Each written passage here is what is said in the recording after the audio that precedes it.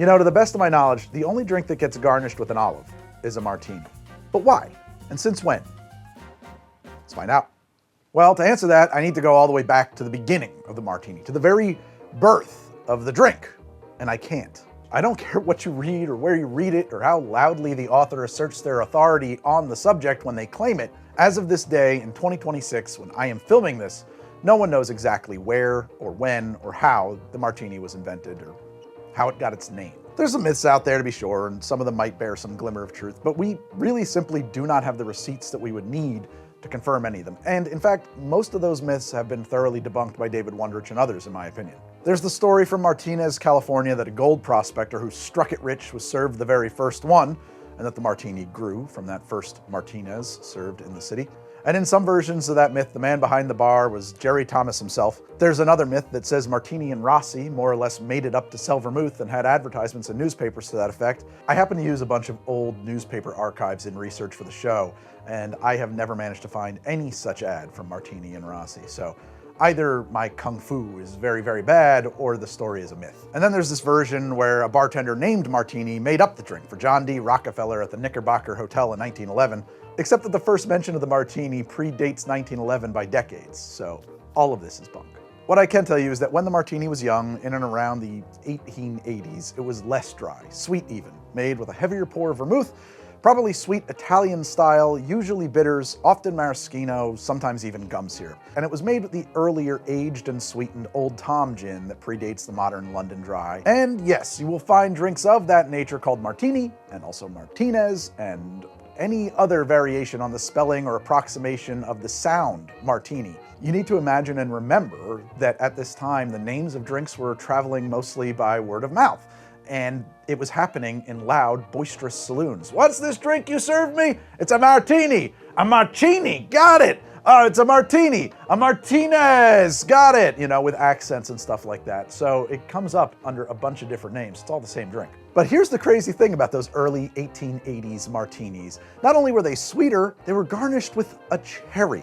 Oh, and one more thing. I know the rules stipulate that a martini should be stirred and that Bond is a moron, and I've been one to say so myself, but I must confess that in just about every single one of these old books I'm about to reference, they instruct that the martini should be shaken vigorously.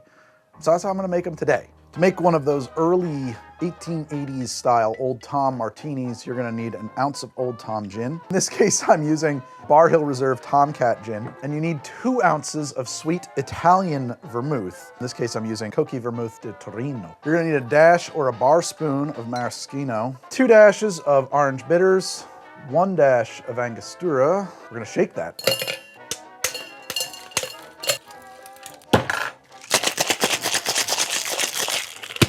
Yourself a lovely chilled piece of glassware and drop a cherry into the bottom of the glass and strain your drink. And there you have an 1880s sweet martini shaken with a cherry. And yes, you might be saying, hey, that's a Martinez. From what I've read, they were kind of interchangeable names at one time.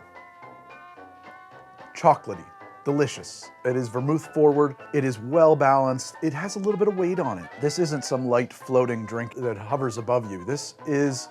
It's a bit like a spiced, cold chocolate. It reminds me of something like that. There are some very late arriving bitter notes. I find this, frankly, delicious. But it is nothing like what you would expect a dry martini to taste like. Which, by the way, in the early days of the martini, that's why you see very, very clear naming conventions about it being a dry martini versus a martini. They were separate drinks. And if I finish this, I won't make it through the episode. So here's the thing. Before I started looking into all this, I'd never heard of putting a cherry into a martini.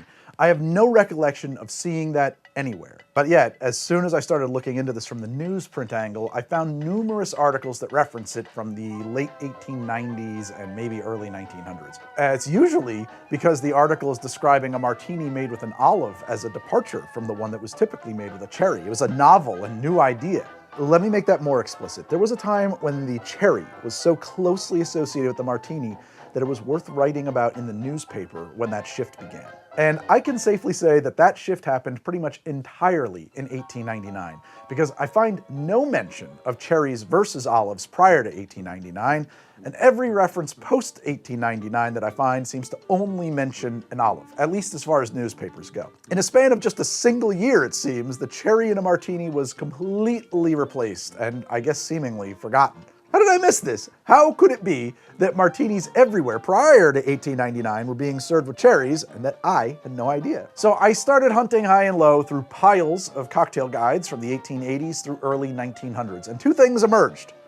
First, the martini was not yet popular enough to deserve a place in all of those books. Only like half of them. And secondly, in about half the books where it does appear, it's described as having a lemon or orange twist optionally and a cherry as standard, which makes me wonder if in the other books that don't specifically mention the cherry, it was regarded as so standard as to garnish all drinks with a cherry that it wasn't even worth mentioning, which is kind of weird and actually makes me rethink pretty much every cocktail from that period ever. But the point here is that these cherry-bearing martinis did in fact exist, dry or otherwise, so why didn't I notice them?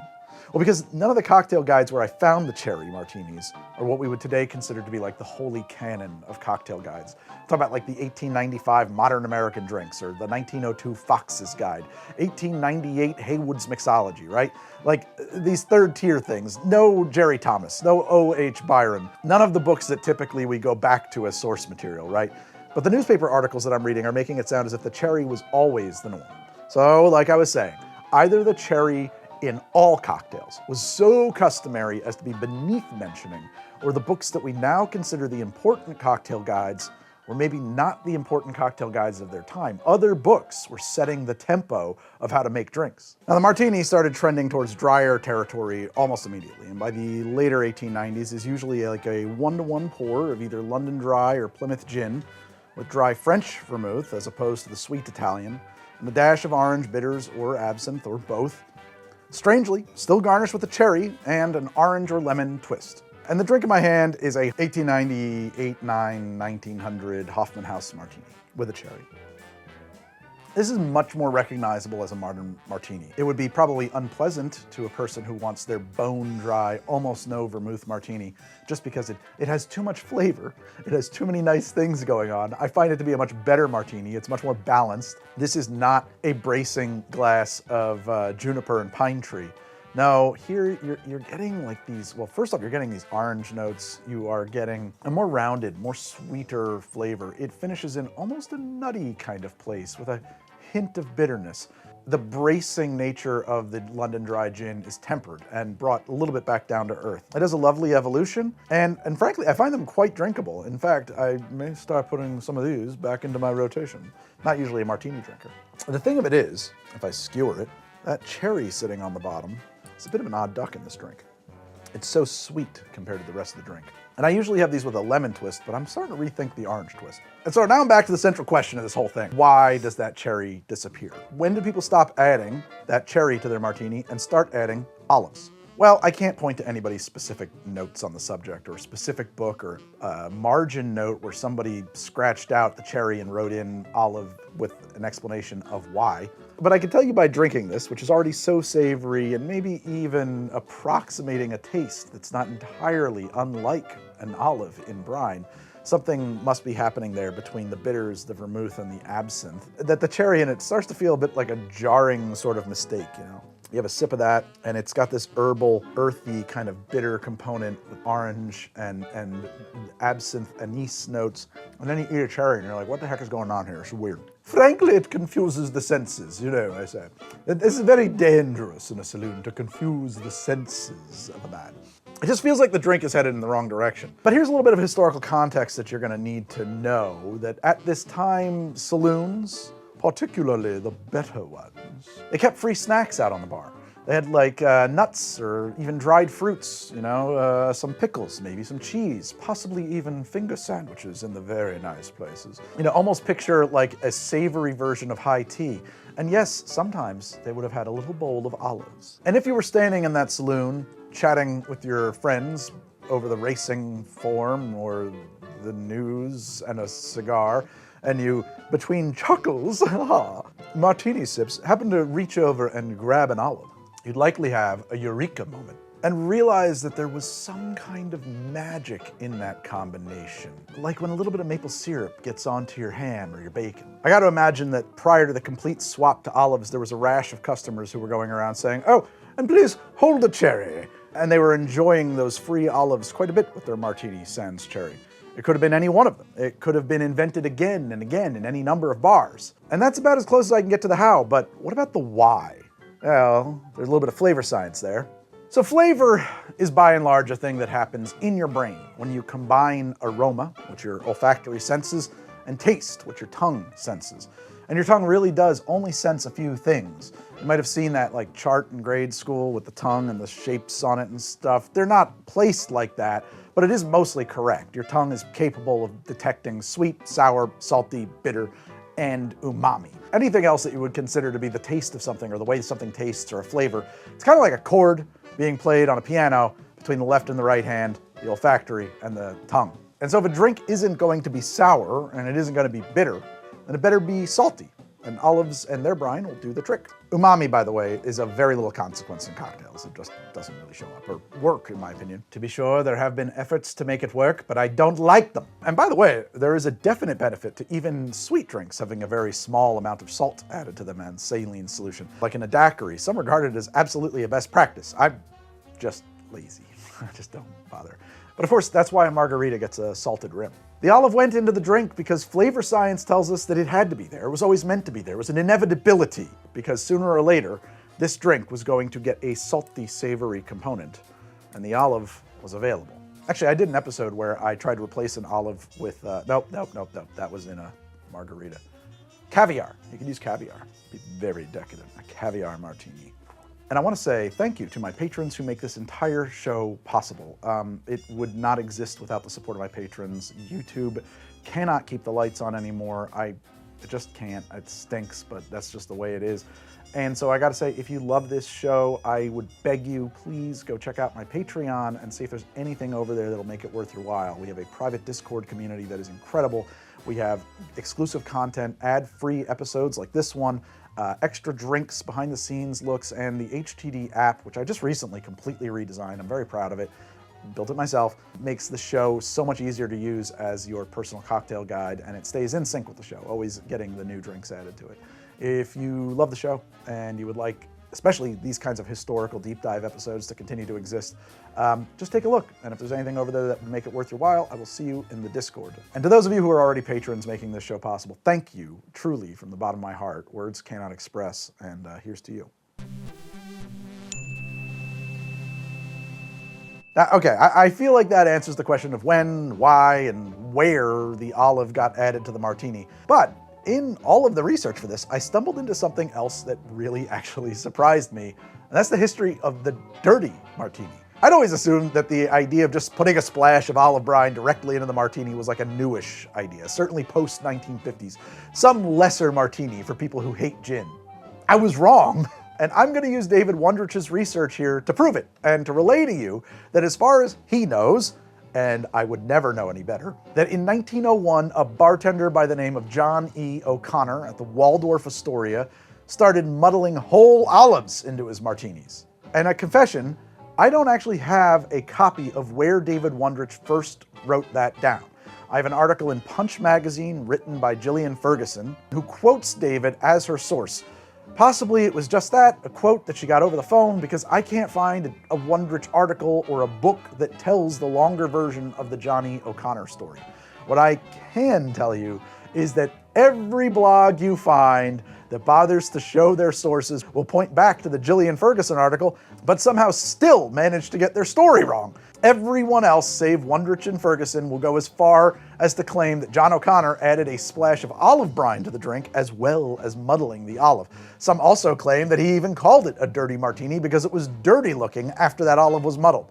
Neither of those things are true, or at least there are no actual sources to support the idea. I don't have a specific recipe for John E. O'Connor's martini, so I'm gonna go with what have been common for the time, but with a muddled olive added. I think it would have been 1.5 ounces of London dry gin, 1.5 ounces of French Vermouth, 2 dashes of orange bitters, muddle that olive, shaken, and garnished with a lemon twist. And so I think this is probably a pretty accurate representation of what was very likely the first dirty martini back in 1901.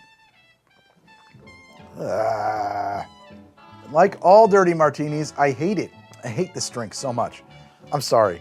Maybe the lemon was a mistake, but it would have been period appropriate. And I think I could see immediately why this drink never caught on. And to be honest, I don't know how many of these even got served or if it made it to the menu. I just know that David Wondrich said he did it. Maybe he wrote about it and moved on. I use Noelle Pratt as my vermouth here. It is very winey here. It's a very white wine kind of flavor going on. The olive muddled into it is very strange. It brings out some buttery notes, kind of. The dryness of the London Dry is nowhere to be seen. It's gone.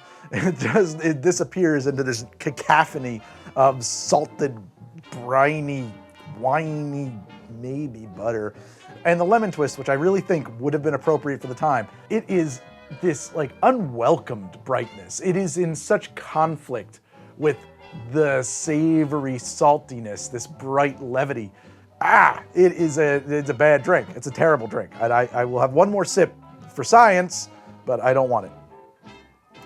It just tastes like a huge mistake. It is atrocious. Okay, but so this John O'Connor story is from 1901, and as I have confirmed in other places, it's in 1899 that the olive is really aggressively replacing the cherry in the martini. Articles I found making note of that swap from cherries to olives, they were all published in the New York City area, and O'Connor was head bartender at the Waldorf Astoria, which is a very prominent New York City hotel and cocktail establishment. O'Connor may have been some kind of Frankenstein genius, a mad renegade who took that new fad of olives going into martinis and went one step beyond the confines of the laws of man and God alike to force them together by will and muddler alone. But it doesn't seem to have caught on. He was a man before his time. Why'd I drink that? Hatred.